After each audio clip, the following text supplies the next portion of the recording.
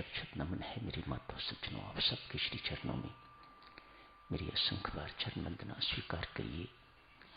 एक निवेदन है, सर्वप्रथम हरिद्वार में जो 2 साधना सत्संग हो रहे हैं, एक 3 रात्रि का, एक 5 रात्रि का, दिल्ली से जो नाम स्वीकार हुए हैं उनकी सूची बाहर लगी हुई है। मेहरबानी करके जाने से पहले देखते जाइएगा। जिनके नाम स्वीकार हो गए हैं कृपया समय पर हरिद्वार पहुंचने की कृपा करें। जिनके नाम स्वीकार नहीं हो सके उनसे हाथ जोड़ के मैं क्षमा की भीख मांगता हूं। मेहरबानी करके मेरे इस अपराध के लिए मुझे क्षमा कीजिएगा। धन्यवाद। शरणागति की चर्चा चल रही है, समर्पण की चर्चा चल रही है, भक्ति की पराकाष्ठा की चर्चा चल रही है। इससे पहले की जो पीछे चर्चा छोड़ी थी वहां से आगे शुरू करें। थोड़ा शरणागति के बारे में 1-2 दृष्टांतों के माध्यम से समझने की कोशिश करते हैं। ये है क्या? नाम तो हर एक ने सुना हुआ है, भजन भी, शरणागति भी सुना है, समर्पण भी सुना है, प्रत्येक कर्म समर्पित करता हूं, सब बातें सुनी तो हुई हैं।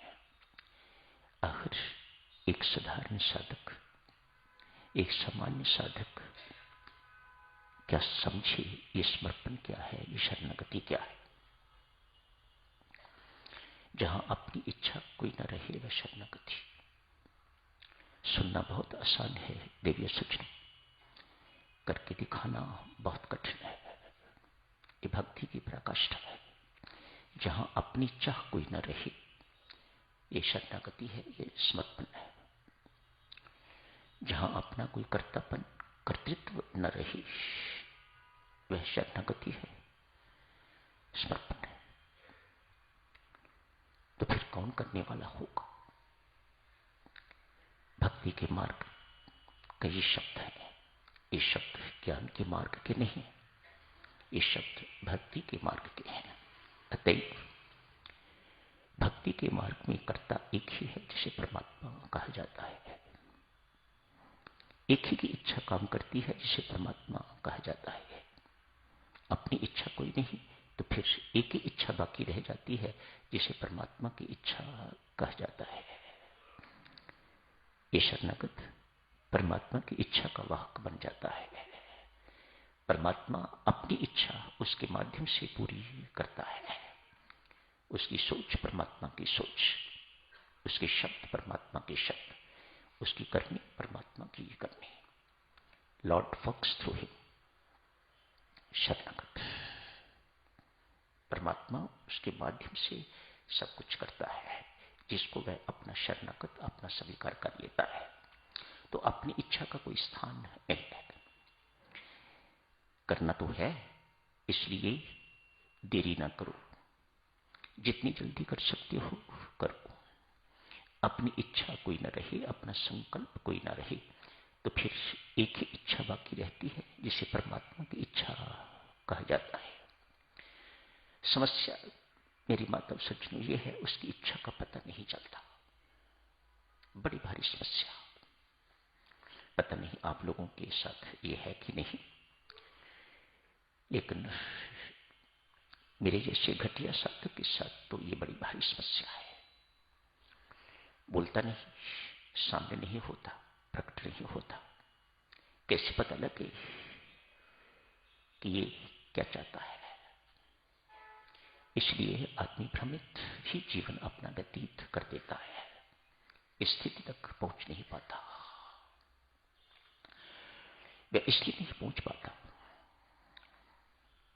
अभी घटिया है। जैसा मैंने कहा अपने लिए, मैं घटिया। परमात्मा कहते हैं ये संसार क्या है? संसार दिखाई देता है, तो फिर अभी भक्ति के मार्ग में पग नहीं रखा आपने। ये संसार संसार नहीं है। ये संसार संसार अज्ञानी को, अभक्त को दिखाई देता है। भक्त को ये संसार संसार नहीं दिखाई देता, परमात्मा का साकार रूप दिखाई देता है। जो किसी के मुझ से निकलता है मेरा समझ तो समर्पण तो शरणागति। इसलिए बहुत कठिन काम है देवियों सज्जनों, लेकिन हो गया बस, उसके बाद कुछ करने की जरूरत नहीं, सब कुछ अपने आप घटित होगा। अर्जुन इस तथ्य को जान गया है। आज माधव के साथ कहीं अर्जुन बाहर घूमने के लिए निकले हुए हैं। भगवान श्री ने एक डब सफेद कबूतर देखा। अर्जुन को कहते हैं, पार्थ देखो कैसा काला कलूटा कौआ। हाँ माधव, बहुत करूप है, काला कलूटा, देखने को मन नहीं करता। थोड़ी देर आगे गए, आगे वास्तव में एक काला कौआ देखा। माधव ने कहा, देखो पार्थ, कैसा चमकता हुआ डब है, कैसा सुंदर सफेद कबूतर, पकड़ने को मन करता है, प्यार करने को मन करता है, गोदी में लेने को मन करता है। हाँ केशव, आप ठीक कह रहे हैं।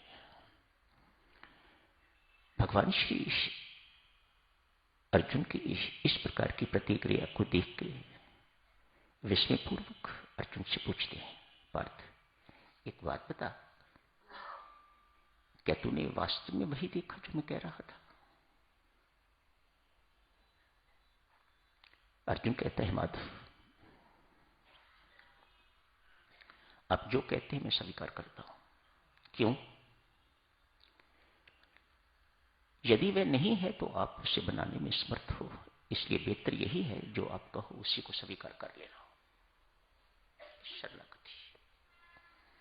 वह इस तथ्य को, इस यथार्थता को अर्जुन समझ गया हुआ है, तभी इतना उच्चतम उपदेश उसे, सब धर्मों का त्याग करके पार्थ तू एक मेरी शरण में आ जा, मेरी ही शरण में, शब्द है गीता जी का, मेरी ही शरण में तू आ जा, मैं तुझे सब पापों से मुक्त कर दूंगा।